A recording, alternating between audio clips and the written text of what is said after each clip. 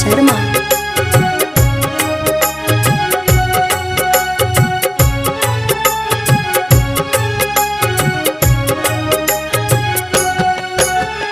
कैसे हुई पुजाई बोल कुंवर में, कैसे हुई पुजाई बोल कुंवर में।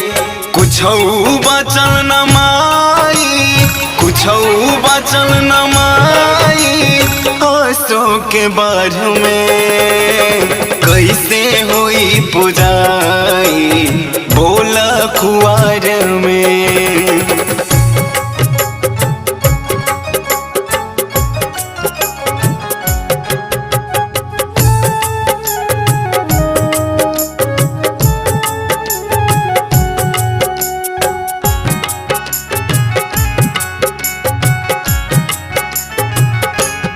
तारा हरिहर निमिया गछिया सुख गईले हो,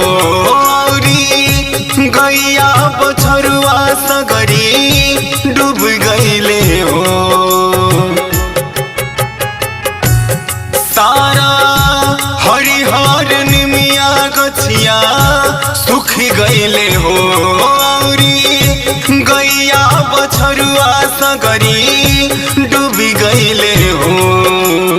मन करे दह जाई पनिया के धार में, मन करे दह जाई पनिया के धार में। कुछौ बचल न माई, कुछौ बचल न माई आसो के बाढ़ में। कैसे होई पुजाई बोला कुंवर में। माँ रिकॉर्डिंग स्टूडियो ब्राहिमपुर।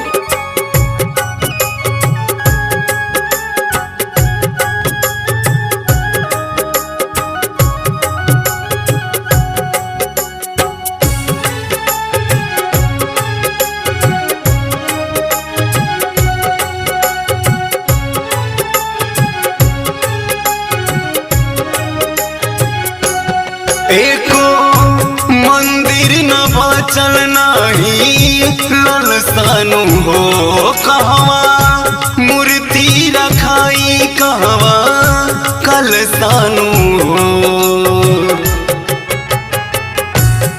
एको मंदिर न बचल नाही ललसानु हो, कहवा मूर्ति रखाई कहवा कलसानु हो।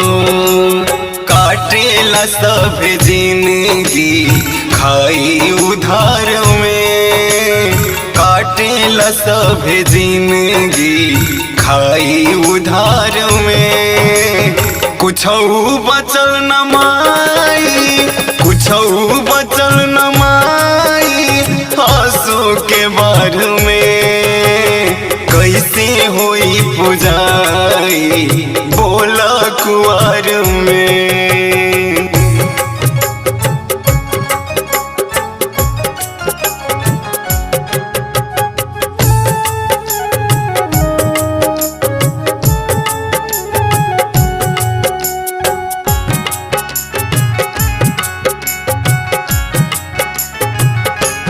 अब की पहिले दशहरा के चलिए तू हो आके, भगतन के जिंदगी बचाई तूनु हो। अब की पहिले दशहरा के चलिए तू हो आके, भगतन के जिंदगी बचाई तूनु हो। अखिया बसब के लागल तहरे आसार में, गावेल गौर गीतिया पीरा पार में। कुछौ बचल न माई, कुछौ बचल न माई आसो के बाढ़ में।